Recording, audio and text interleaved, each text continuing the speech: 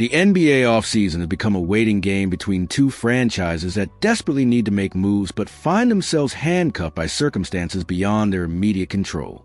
The Golden State Warriors and Chicago Bulls represent a fascinating case study in how salary cap mathematics and organizational priorities can derail what appears to be a mutually beneficial trade scenario. Both teams are essentially stuck in neutral, while the rest of the league continues to reshape itself for the upcoming season. The Warriors haven't made any significant moves during free agency, primarily because they can't resolve Jonathan Kuminga's contractual situation. Meanwhile, the Bulls are struggling to find solutions for both Nikola Vucevic and Josh Giddey, two players who represent different phases of their organizational timeline. On paper, these two teams seem like perfect trading partners. The Warriors have a disgruntled young player in Kuminga who wants a bigger role and more money than Golden State appears willing to offer. The Bulls have an established center in Vucevic who could address the Warriors' front court needs, plus a young playmaker in Giddey who represents a kind of upside that contending teams covet. But as NBA insider Jake Fisher has revealed, there's a significant roadblock preventing any deal from materializing, and it has everything to do with how the Warriors value their current roster construction. Golden State is reportedly unwilling to include either Buddy Hield or Moses Moody in any trade package for Kuminga, and this stance is effectively killing any potential deal with Chicago. The Warriors' position on Hield and Moody isn't just organizational stubbornness.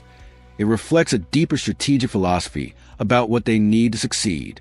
According to Fisher's reporting, the team maintains high expectations that both players will be consistent contributors who can provide the spacing necessary to enhance their half-court offense during playoff runs. This isn't just about talent evaluation. It's about understanding how championship basketball works in today's NBA. Buddy Hield represents something the Warriors have been missing in recent years: reliable three-point shooting from a veteran who can perform in high-pressure situations. His career 40% three-point shooting percentage isn't just a number. It's the kind of proven production that can determine playoff series outcomes. When defenses key on Stephen Curry and try to limit his impact, having another shooter like Hield who can punish that strategy becomes invaluable. Moses Moody, meanwhile, represents the future of the franchise.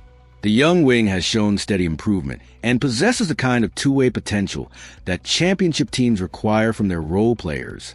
His development has been encouraging, and the Warriors clearly believe he's on the verge of becoming a significant contributor. Trading him now would be classic short-term thinking that could hurt them down the line. The salary cap mathematics make this situation even more complicated. As Fisher notes, the base year compensation issues alone create significant challenges before you even factor in the limited salary matching flexibility that Golden State currently faces. The Warriors are operating in a complex financial environment where every dollar matters, and their ability to maneuver is significantly constrained. This is where the Giddey connection becomes both intriguing and frustrating for both organizations. The Warriors' interest in the Australian point guard is genuine and has been communicated to his representation. Giddey's skill set, his size, passing ability, and basketball IQ would theoretically fit well within Golden State's system. His ability to create for others while playing multiple positions represents exactly the kind of versatility that championship teams need.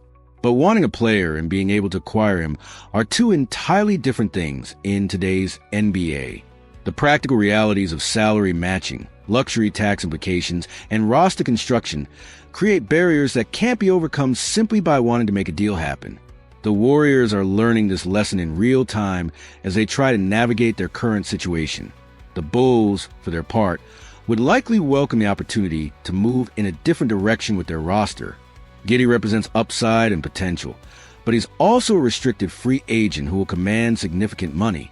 For a rebuilding team, trading him for a young player like Kuminga, who still has room to grow, might make more sense from a timeline perspective. Vucevic presents a different challenge for Chicago. The veteran center is still productive and can help a contending team, but he's also 33 years old and doesn't fit the Bulls' rebuilding timeline. Moving him for assets that align with their long-term plans would be smart business, but finding the right trade partner has proven difficult. The Warriors' reluctance to include Hield or Moody in any potential package effectively eliminates their ability to make salaries work in a Kuminga-Giddey swap.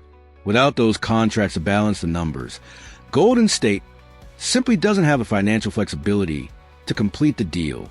This is the harsh reality of operating as a luxury tax team.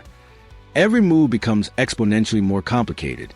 What makes the situation particularly frustrating is that both teams could theoretically benefit from making a deal. The Warriors will get a young playmaker who could grow alongside their core, while the Bulls will add a forward with significant upside who fits their developmental timeline. It's the kind of trade that makes sense for everyone involved except the salary cap. The clock is ticking on resolving these situations. Training camp is still more than a month away. But as Fisher notes, time to become an issue once September arrives. Both Kuminga and Giddey remain in contractual limbo, and their respective situations are preventing their teams from making other moves that could improve their rosters. This standoff also highlights the broader challenges facing NBA teams in the modern salary cap era. The combination of luxury tax penalties, base year compensation rules, and restricted free agency create a labyrinth of financial complications that can prevent otherwise sensible trades from happening. Teams are forced to be creative in ways that weren't necessary in previous decades. For Warriors fans, this situation represents both opportunity and frustration. The opportunity lies in potential to add a young, talented player like Giddey who could contribute for years to come. The frustration comes from watching their team remain static, while other contenders are actively improving their rosters through trades and free agency signings. The resolution of the Kuminga situation will ultimately determine how the Warriors' offseason unfolds. If they can find a way to trade him without giving up Hield or Moody, they might still be able to add the pieces they need to compete for another championship. If not, they may be forced to run back essentially the same roster that disappointed in the playoffs last season. As this saga continues to unfold, both organizations are learning valuable lessons about the complexities of modern NBA roster construction. Sometimes the best deals on paper are impossible to complete in reality, and sometimes wanting something badly enough isn't enough to make it happen. What do you think about the Warriors' stance on keeping Hield and Moody? Are they right to prioritize those players over making a deal for Giddey? Share your thoughts in the comments, and let us know how you think the situation should be resolved.